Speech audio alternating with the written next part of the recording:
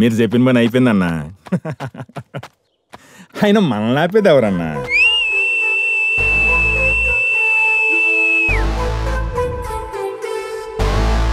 యారా కబ్జా గంత్రీలు ఎలా వచ్చారండి?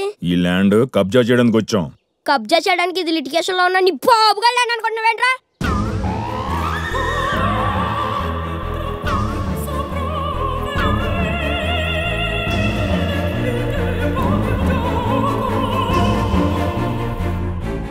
ఇది తెలంగాణ స్టేట్ గవర్నమెంట్ సెక్యూరిటీలో ఉన్న పావని రాయల్ రా.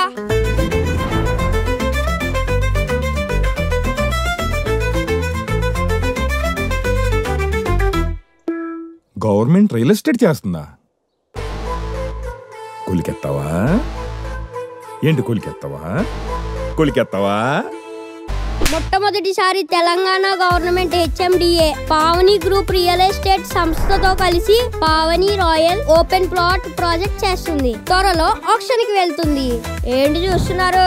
ఆక్షన్ కు ముందే యాక్షన్ లోకి దిగి పావని రాయల్ లో ఇన్వెస్ట్ చేస్తే డబుల్ అప్రిషియేషన్ గ్యారంటీడ్.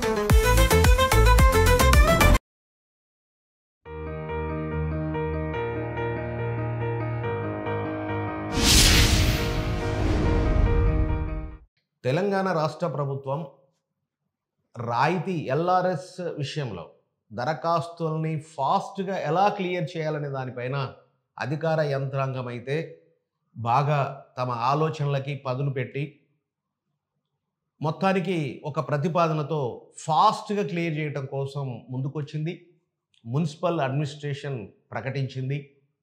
దాంట్లో చాలా స్పష్టంగా ఇరిగేషన్ డిపార్ట్మెంట్, రెవెన్యూ, మున్సిపల్ లేదా గ్రామ పంచాయతీ అధికారులు సంయుక్తంగా ప్లాటుని పరిశీలించి లేదా లేఅవుట్ను పరిశీలించి అది రెగ్యులరైజ్ చేయడానికి ఆమోదయోగ్యమైన కాదా అని పరిశీలించే అంశం ఏదైతే ఉందో అది గతంలో కాకుండా ఒక భిన్నంగా చేయడానికి మంచి ప్లాన్తో ప్రభుత్వం ముందుకొచ్చింది. అది ఏమిటి అనంటే చెరువులు, కుంటలు, కాలువలు, FTL మొదలున్న వాటికి ప్రభుత్వ భూములు ఈ సర్వే నెంబర్లకి వాటికి ఆనుకొని 200 మీటర్ల వరకు లేఅవుట్స్ ఉన్నట్టయితే ఆ సర్వే నెంబర్లలో లేఅవుట్లు ఉన్నట్టయితే ఉదాహరణకు ఒక చెరువును ఆనుకొని ఒక లేఅవుట్ ఉంది.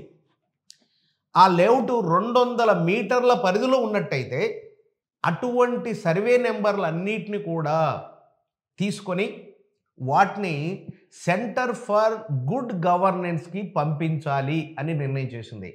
ఒక ప్రత్యేకమైన సాఫ్ట్వేర్లో ఆ సర్వే నెంబర్లని ఆ జిల్లాలు, మండలాలు, గ్రామ పంచాయతీల వారీగా వాటిలో నిక్షిప్తం చేస్తే, ఎంటర్ చేస్తే ఈ సర్వే నెంబరు, ఆ లేఅవుట్, ఆ ప్లాట్ ఉన్న సర్వే నెంబరు లేకపోతే ఆ లేఅవుట్ ఆ చెరువుకి, ఆ FTLకి, ఆ గవర్నమెంట్ ల్యాండ్కి ఎంత డిస్టెన్స్లో ఉంది అనేది ఈజీగా తెలుసుకోవడానికి వాళ్ళు ఒక సాఫ్ట్వేర్ ద్వారా ప్రయత్నం చేసే అందుకోసం అని ఆలోచన చేశారు. అక్కడి నుంచి వాటి వరకే వాటికి సంబంధించిన ప్లాట్లు కానీ లేఅవుట్లు కానీ వాటికి సంబంధించినటువంటి ఫైల్స్ని ఇరిగేషన్ డిపార్ట్మెంట్కి, మున్సిపల్ వాళ్ళకి పంపించడానికి, అదేవిధంగా వీళ్ళందరినీ సమన్వయం చేయడానికి టౌన్ అండ్ కంట్రీ ప్లానింగ్ వాళ్ళు, directorate of town and country planning వాళ్ళు సమన్వయం చేస్తారు. వీళ్ళందరినీ కూడా ఇరిగేషన్ మరియు మున్సిపల్ ఆర్ గ్రామ పంచాయతీ వీళ్ళని సమన్వయం చేస్తూ గవర్నమెంట్ సర్వే నెంబర్ ల్యాండ్కి, కాలువలకి, చెరువులకి, కుంటలకి వీటికి ఎంత దూరంలో ఉంది అనే దాన్ని సమన్వయం చేస్తూ వాటిపైన నిర్ణయం తీసుకోవడానికి కాస్త లేట్ అవ్వచ్చు. కానీ ఖచ్చితమైన సమాచారంతో ఆ దరఖాస్తుదారుకి సమాచారం ఇవ్వడానికి ప్లాన్ చేయడానికి ఇది మంచి ప్లాన్, బాగుంది. ఇది తప్ప ఈ సర్వే నెంబర్లలో ఉన్న ప్లాట్లు కానీ లేఅవుట్లు కానీ తప్ప మిగతావన్నిటిని కూడా ప్రాసెస్ చేసేసి ప్రిలిమినరీగా ఆటోమేటెడ్ సిస్టంలో ఆ ప్లాట్ అక్కడ ఎన్ని గజాలు ఉంది, అప్లికేషన్ పెట్టినప్పుడే అన్ని క్లియర్గా వివరాలన్నీ కూడా అందులో మెన్షన్ చేస్తాం మనం. అట్నే మన డాక్యుమెంట్లు కూడా అప్లోడ్ చేసి ఉన్నాం కాబట్టి అది ఎంత ఎక్స్టెంట్ ఉంది, ఈరోజు దాని మార్కెట్ వాల్యూ ఎంత ఉంది, ఆ రోజు మార్కెట్ వాల్యూ ఎంత ఉంది, ప్రారంభంలో అయినటువంటిది. ఆ లెక్కలు క్యాల్కులేషన్ చేసి ఆటోమేటెడ్గా నువ్వు ఇంత పేమెంట్ చెయ్యి అని చెప్పేసి మనకు పోర్టల్లో చూపించేటువంటి ఒక ఇంటిమేషన్ లెటర్ని పెడతాము అని చెప్పేసి ప్రభుత్వం చెప్తా ఉంది. సో దాని ప్రకారంగా అప్లికెంట్దారుడు, దరఖాస్తుదారుడు పేమెంట్ చేయండి.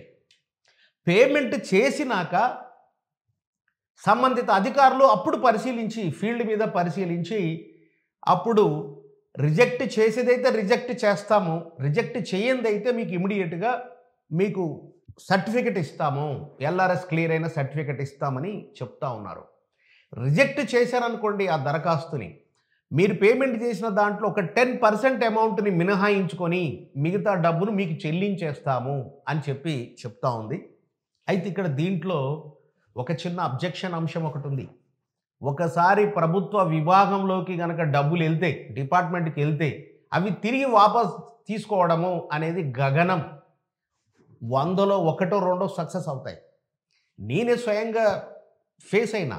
రిజిస్ట్రేషన్ డిపార్ట్మెంట్కి 1,10,245 రూపాయలు ఒక 2 సంవత్సరం 2022లో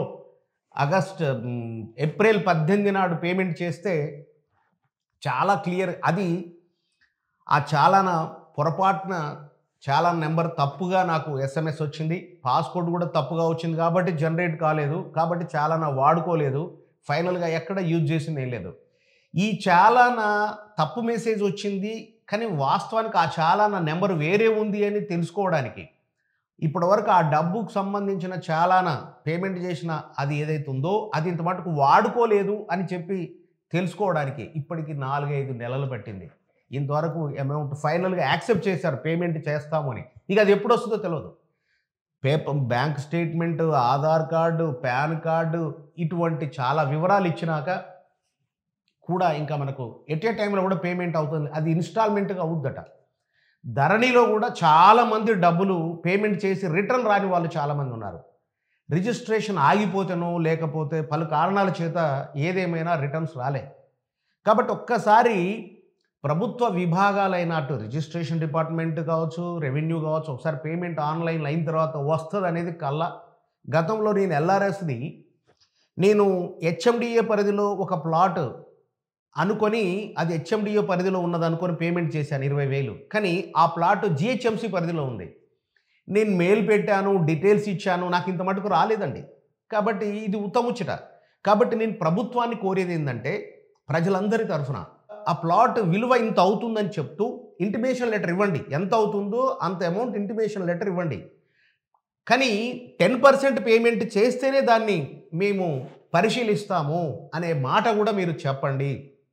కాబట్టి ఈ మార్గదర్శకాలలో ముఖ్యంగా ఈ అంశాన్ని మార్చి 10% కడితే చాలు, మేము పరిశీలిస్తాము, అది ఓకే అయితే మీరు అమౌంట్ ఓకే అని మేము చెప్తాము, మీరు ఎమ్మటే పేమెంట్ చేసేద్దరు, మీకు సర్టిఫికేట్ ఇస్తాము అనే విషయాన్ని మీరు చేర్చవలసిందిగా నేను కోరుతా ఉన్నాను ప్రభుత్వాన్ని. సో ఇది ఒక ముఖ్యమైన అంశంగా నేను భావిస్తున్నా. చూసారు కదా, ఇలాంటి రియల్ ఎస్టేట్కి సంబంధించి మరిన్ని వివరాల కోసం మా రియల్ ఎస్టేట్ టీవీని సబ్స్క్రైబ్ చేయండి.